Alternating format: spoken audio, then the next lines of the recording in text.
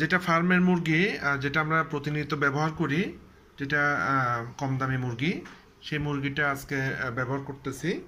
তো দেখি আসলে মেশিনটা ব্যবহার করে ফার্মের মুরগির থেকে কী ধরনের ক্ষতিকারক পদার্থ বেরোচ্ছে আমি ডিটেলস আপনাদেরকে দেখাচ্ছি। পরবর্তীতে বিস্তারিত জানতে আপনারা আমার সাথে যোগাযোগ করবেন। আমি আপনাদেরকে দেখাবো যে পরবর্তীতে কী বের হয়েছে, হ্যাঁ, সেটা আমি আপনাদেরকে দেখাবো। মিনিট শেষ, টাইমার শেষ। এখন আসলে দেখেন কী বের হয়েছে ফার্মের মুরগি থেকে। তো আমি আপনাদেরকে দেখাচ্ছি এগুলো কী বের হয়েছে দেখেন।